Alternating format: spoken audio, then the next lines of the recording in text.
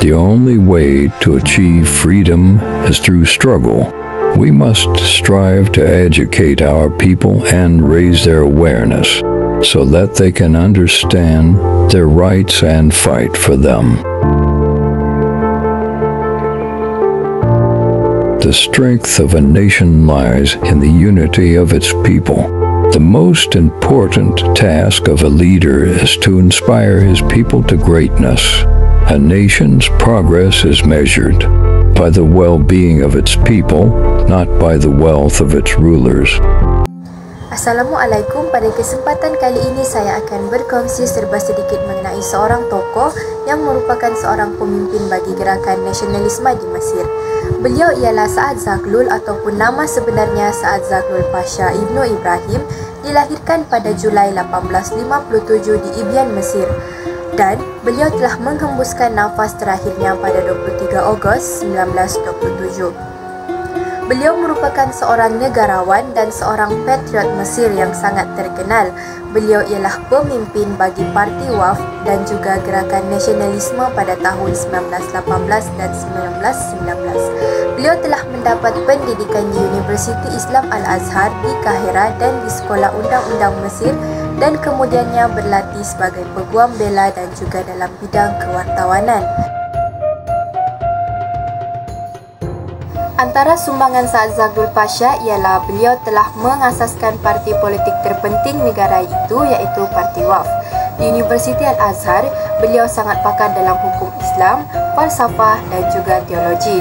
Beliau datang dari bawah pengaruh kuat reformasi Islam, iaitu Jamal al-Din Al-Afghani dan Muhammad Abduh. Kerjaya Zaghloul seterusnya mencerminkan jejak reformasi dan beliau memperjuangkan pembaharuan dalam institusi sosial, pendidikan dan juga politik Mesir sehingga akhir hayat peristiwanya. Pelantikan pertama Zaghloul adalah sebagai penolong editor bahagian Arab jurnal rasmi Mesir yang disunting oleh Muhammad Abduh sendiri. Seterusnya, beliau memperjuangkan kebangkitan birokrasi. Saad Zaghloul mengamalkan undang-undang dan hal inilah yang membezakan dirinya dan membolehkan beliau dalam mengambil bahagian dalam politik Mesir.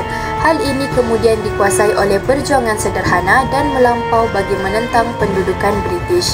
Beliau menjadi rapat dengan Puteri Nazli dan kenalannya dengan kelas atasan Mesir membawa kepada perkahwinannya dengan anak perempuan Perdana Menteri Mesir, iaitu Mustafa Pasha Fahmi, yang mana persahabatannya dengan Lord Cromer berkesan.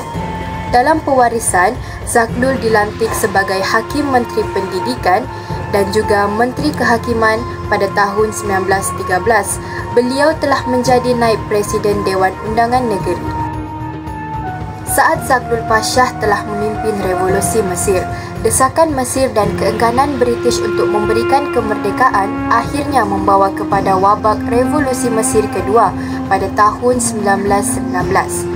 Zaghloul sebagai ketua delegasi Mesir, iaitu Parti WAF, telah menyampaikan permintaan kemerdekaan Mesir kepada Pesuruhjaya Tinggi Britain. Malangnya, Zaghloul telah ditangkap dan dipindahkan ke Malta. Selepas pembebasannya pada bulan April, beliau pergi ke Paris, tepatnya di Persidangan Keamanan, untuk proses kemerdekaan. Pada bulan Jun 1920, beliau telah ke London untuk berunding dengan pejabat kolonial dan kembali ke Mesir pada Mac 1921. Zaghloul meneruskan perjuangannya dan British sekali lagi memenjarakannya pada tahun 1921. Dan beliau akhirnya dibebaskan pada Mac 1923 dan dibenarkan pulang ke Mesir. Beliau juga turut memberi sumbangan dalam bidang pendidikan. Saad Zaghloul Pasha telah kekal sebagai Menteri Pendidikan sehingga tahun 1910 dan selama 6 tahun beliau menjadi menteri, beliau telah berkhidmat dalam beberapa siri kerajaan yang telah bekerjasama dengan penjajah-penjajah British. Beliau telah dipilih ke Dewan Undangan Negeri di mana sebuah parlimen unicameral dengan kuasa yang terhad, dan pada tahun 1913 beliau telah menjadi naib presiden dan dalam tempoh setahun beliau berjaya memulihkan dirinya di mata nasionalis oleh kritikannya terhadap kerajaan. Kesimpulannya, Saad Zaghloul banyak memberikan sumbangan kepada Mesir merangkumi aspek politik, ekonomi dan juga sosial. Dengan Mesir mendapatkan status merdeka, Parti WAF telah mengemukakan perlembagaan baharu untuk Mesir yang berasaskan sistem perwakilan parlimen pada tahun 1923. Pihak British membenarkan demokrasi berparlimen wujud di Mesir selagi ia tidak menggugat kepentingannya, asalkan mereka dapat memastikan golongan nasionalis berjuasi berada dalam kawalan mereka. Parti WAF dan pimpinannya telah menang sebanyak 188 daripada 215 kerusi parlimen dalam pilihan raya parlimen Mesir yang pertama, dan Zaghloul telah dilantik sebagai Perdana Menteri pada tahun 1924. Namun, Zaghloul dipaksa untuk meletak jawatan kerana tidak menerima arahan dan tunduk kepada pihak British.